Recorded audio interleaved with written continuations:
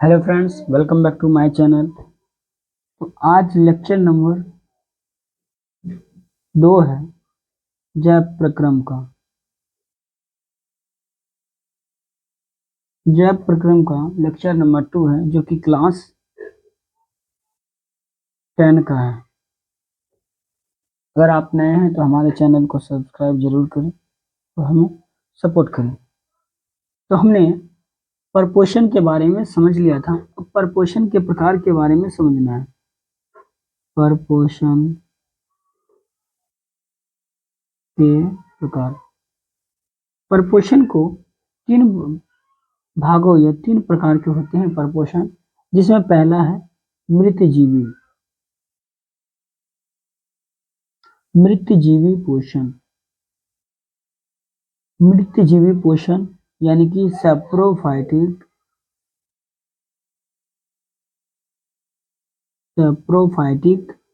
Nutrition.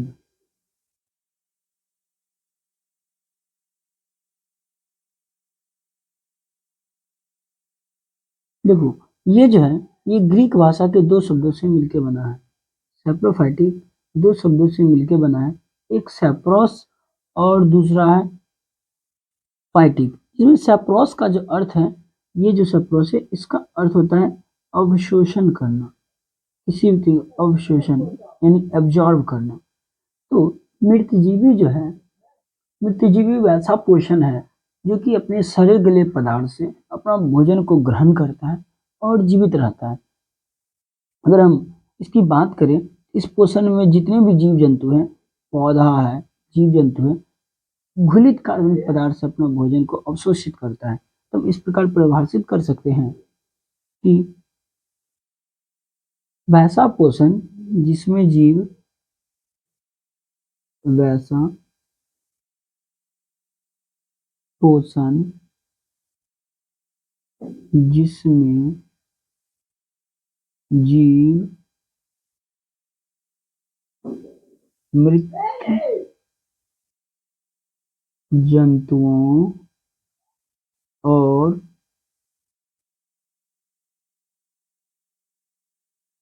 पौधों के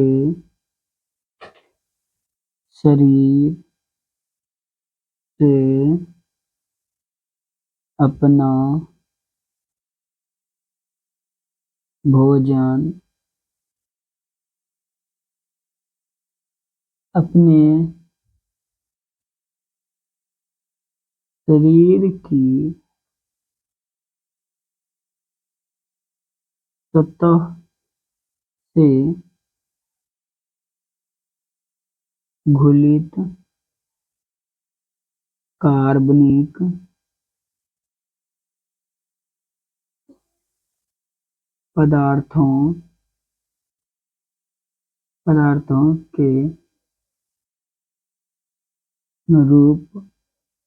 में अवशोषित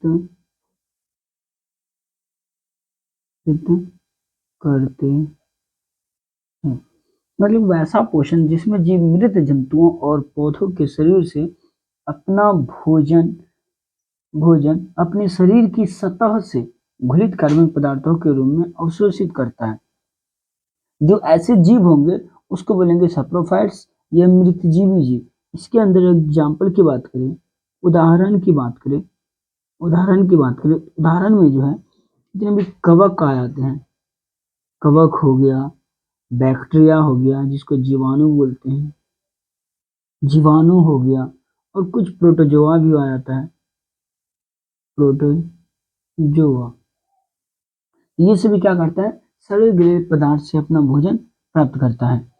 आप लोग देखे होंगे कि कोई भी जंतु है, अगर वो उसकी मृत्यु हो गई है, जंतु की मृत्यु हो गई है, तो कुछ महीने के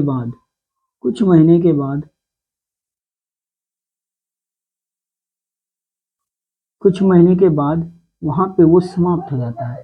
कुछ महीने के बाद वो समाप्त हो जाता है, तो वो कहाँ चला जाता है, तो उसमें जितने भी सूक्ष्म जीव है उसको क्या करता है, अपघटित कर देता है। करके पुनः उसे मिट्टी में मिला देता है। अगर वो गैस के रूप में कोई भी पदार्थ बनता है तो वो वापस वातावरण में मिल जाता है। यानी कि वो उसको उसको जो अपघटित कर रहा है, तो हम उसको इस प्रकार के मृतजीवी को क्या कहते हैं, अपघटक कहते हैं। अपघटक क्यों कहते हैं, क्योंकि जितने भी सड़े पदार्थ है या फिर कोई भी जीव जंतु मृत हो गए, उनको वो क्या करता है, छोटी छोटी टुकड़ों में विभाजित कर देता है। तो इस प्रकार हम कह सकते हैं मृत जीव को क्या कह सकते हैं, अपघटक। मृत जीव को क्या कह सकते हैं, अपघटक, डिकम्पोजर भी कह सकते हैं। किसको कह सकते हैं, मृत जीवी को। मृत जीवी को हम अपघटक भी कह सकते हैं। इस प्रकार से हमारा दूसरा है परजीवी। परजीवी पोषण। परजीवी पोषण, पारासिटिक न्यूट्रिशन। पारासिटिक न्यूट्रिशन देखो, ये भी दो शब्दों से मिलकर बना है, एक पारा और साइटोस। ये पारा और साइटोस से मिलकर बना है। तो पारा का अर्थ क्या है, बगल वाला, बगल वाला या पार्श्व वाला, बगल या पार्श्व वाला होता है। और साइटोस का अर्थ होता है, ये साइटिक जो है ये साइटोस से मिलकर बना है, इसका अर्थ होता है पोषण। पोषण यानी कि ये किसी के साइड में रख के, इसका मतलब क्या समझ में आ रहा है, ये किसी के साइड में रह के, बगल में रह के, उसके साथ रह के अपना भोजन प्राप्त कर रहा है, भोजन प्राप्त कर रहा है। तो इसको इस प्रकार से परिभाषित कर सकते हैं, वैसा पोषण, वैसा पोषण जिसमें जीव दूसरे प्राणी के संपर्क में अस्थायी या अस्थायी रूप में रहकर उससे अपना भोजन प्राप्त करते हैं।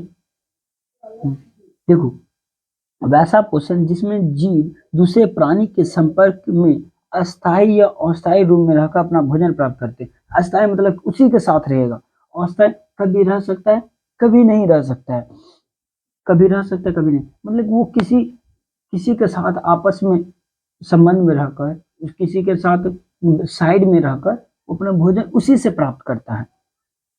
और वो जिस जीव से अपना भोजन प्राप्त करते हैं, जिस जीव से वो अपना भोजन प्राप्त करते हैं, तो वैसे जिस जीव से अपना भोजन प्राप्त करते हैं वैसे जीव को कहते हैं होस्ट, यानी पोषी। जिस जीव से वो अपना भोजन प्राप्त करते हैं उसको पोषी बोलते हैं या होस्ट बोलते हैं। और वैसे जीव को बोलते हैं हम परजीवी। अगर हम एग्जाम्पल की बात करें, उदाहरण की बात करें, तो उदाहरण में आपने देखा होगा, पीले कलर का कुछ पेड़ों पे पीले कलर का लता जैसी संरचना होती है, जिसको बोलते हैं अमरबेल। अमरबेल, अमरबेल क्या करता है, वो पौधों के साथ रहता है और उससे अपना जितना भी भोजन होता है उसी से प्राप्त कर लेता है। और बात करें तो जितने भी गोल कृमि हैं, गोल कृमि जिसको राउंड बोल बोलते हैं, हुक वर्म है, हुक वर्म है, टेप वर्म है, टेप वर्म, एंट अमीबा हिस्टोलाइटिका, ये सभी जो है एंट अमीबा हिस्टोलाइटिका, वो सब हमारे अमाशय में पाए जाते हैं। कुछ टेप वर्म, गोल कृमि, और मलेरिया परजीवी जो मलेरिया करता है, वो वाला परजीवी, वो भी क्या करता है, हमारे शरीर में रहकर हमारे शरीर से प्राप्त भोजन को प्राप्त करता है। तो वैसे जीव को क्या बोलेंगे, परजीवी पोषण। और जिस जीव से अपना भोजन प्राप्त करते हैं वैसे जीव को क्या कहते हैं, पोषी या होस्ट कहते हैं। क्या कहते हैं, पोषी या होस्ट।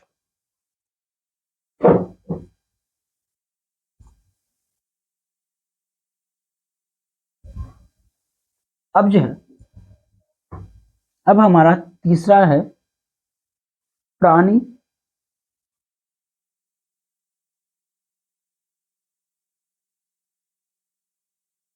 तीसरा है प्राणी संपोषण, जिसको बोलते हैं होलोजोइक न्यूट्रिशन। देखो, अगर बात करें तो ये भी दो शब्दों से मिलकर बना हुआ है, होलो और जोइक। होलो और जोइक, ये भी ग्रीक वर्ड के दो शब्दों से मिलकर बना है, होलो और जोइक। देखो, होलो का अर्थ क्या है? होलो का अर्थ है पूर्ण रूप से, इसका पूर्ण रूप से या पूरी तरह से। जोइक का अर्थ क्या है कि जंतु के जैसा। जोइक मतलब जंतु के जैसा, जंतु के जैसा। इसका मतलब वैसा पोषण होगा जो पूर्ण रूप से जंतु के समान होगा, जंतु के जैसा होगा। चलो परिभाषित करते हैं। तो वैसा पोषण जिसमें प्राणी अपना भोजन ठोस या तरल के रूप में जंतुओं के भोजन ग्रहण करने की विधि द्वारा ग्रहण करते हैं, उसे क्या कहते हैं? प्राणी संपोषी। उसे प्राणी संपोषण कहते हैं। अगर वैसा जीव जो उसको ग्रहण कर रहा है उसको प्राणी संभोजी जीव कहेंगे। वैसे जीव को क्या कहेंगे? प्राणी संभोजी जीव। तो देखो, प्राणी संपोषण, होलोजोइक न्यूट्रिशन। होलो मतलब पूर्ण रूप से, जोइक जंतु के जैसा। तो वैसा पोषण होगा जो पूर्ण रूप से जो है जंतु के जैसा होगा। हो सकता है वो प्राणी जो है ठोस या तरल रूप में भोजन को ग्रहण करेगा, जैसा कि जंतु ग्रहण करते हैं। उसको क्या बोलेंगे? प्राणी संपोषण। और वैसे जीव को बोलेंगे जो उसको ग्रहण करता है, उस जीव को बोलेंगे, जिसको क्या बोलेंगे? प्राणी संभोजी, प्राणी संभोजी जीव, प्राणी संभोजी जीव बोलेंगे, जो जीव इस तरह से ग्रहण करेगा। अगर एग्जाम्पल की बात करें तो आपने अमीबा को देखा होगा उदाहरण के रूप में। अमीबा पैरामीशियम,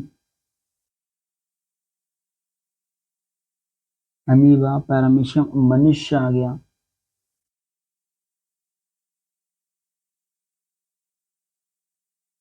मनुष्य,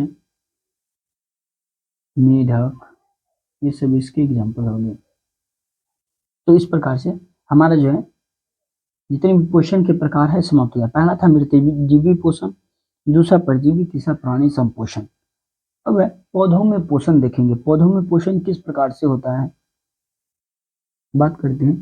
पौधों में पोषण,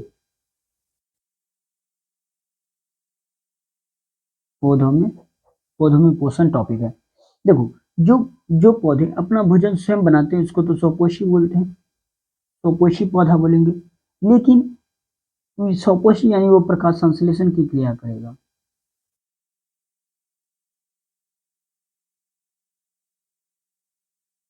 लेकिन वो प्रकाश संश्लेषण की क्रिया करेगा।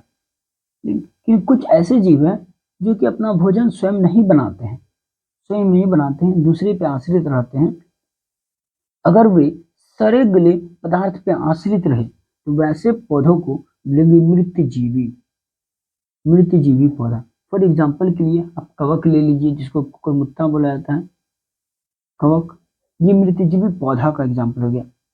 कुछ ऐसे जीव होंगे, कुछ ऐसे पौधा होगा जो कि दूसरे पे निर्भर करेगा, दूसरे पे निर्भर करेगा, उसको बोलेंगे परजीवी, परजीवी पौधा।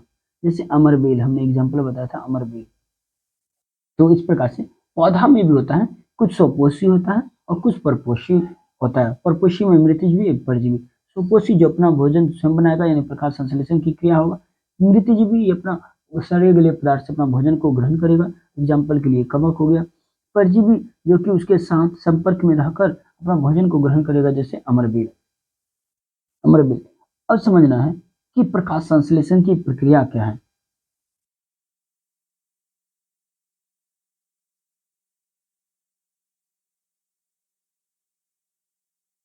देखो, प्रकाश संश्लेषण हमने बताया था कि प्रकाश की उपस्थिति में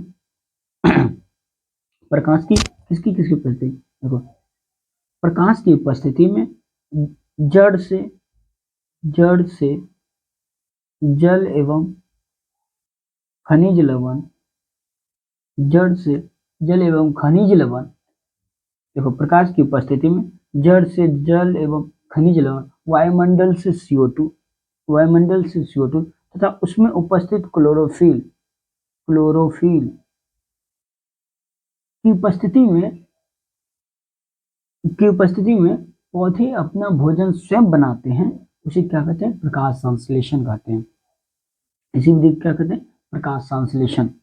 यानी कि प्रकाश संश्लेषण के लिए हमें क्या चाहिए, प्रकाश चाहिए, जल चाहिए, CO2 चाहिए और क्या चाहिए, क्लोरोफिल चाहिए।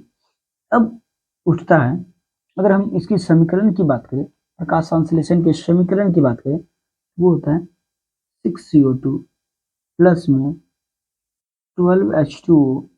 इसकी किसकी जरूरत है, सूर्य का प्रकाश चाहिए,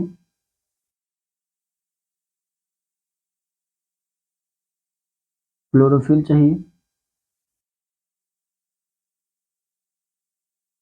उसके बाद क्या बनेगा, एक जटिल अणु बनेगा। ये देखो, ये सिंपल अणु है, सरल अणु है, इससे जटिल अणु ग्लूकोज का निर्माण होगा, C6H12O6। ये जटिल अणु है, ये क्या है, ग्लूकोज है। उसके साथ हमें बाय प्रोडक्ट के रूप में O2 ऑक्सीजन गैस निकलेगा और कुछ जल की मात्रा, ये क्या है, ग्लूकोज है। हम ऐसा भी कह सकते हैं, प्रकाश संश्लेषण को परिभाषित कर सकते हैं कि सरल अणु, सरल अणु कार्बन डाइऑक्साइड, जल, सूर्य का प्रकाश और क्लोरोफिल के प्रेजेंट में जटिल अणु ग्लूकोज के बनने के प्रोसेस को क्या कहते हैं, प्रकाश संश्लेषण। क्या कहते हैं इसको, प्रकाश संश्लेषण। और बाय प्रोडक्ट के रूप में ये हमारा ऑक्सीजन बनके तैयार हो गया। अगर हम बात करते हैं कि हमारा क्लोरोफिल कहाँ पाया जाएगा, क्लोरोफिल कहाँ पाया जाएगा, क्लोरोफिल, क्लोरोफिल जो होता है, जो पत्ता होता है, पत्ता में, पत्ता के ऊपरी भाग में, पत्ता का जो है ऊपरी भाग में हमारा क्लोरोप्लास्ट पाया जाता है, क्लोरोप्लास्ट पाया जाता है। ठीक है, ये क्लोरोफिल जो है, क्लोरोफिल कहाँ पाया जाएगा, क्लोरोप्लास्ट, ये क्लोरोप्लास्ट में पाया जाएगा। क्लोरोप्लास्ट नाम की कोशिका होती है, उसमें क्लोरोफिल पाया जाएगा और जिसके कारण इसको प्रकाश संश्लेषी अंग बोलते हैं। जिसके कारण इसको क्या कहते हैं, प्रकाश संश्लेषी अंग। क्या बोलते हैं इसको, प्रकाश संश्लेषी अंग बोलते हैं। अब जो है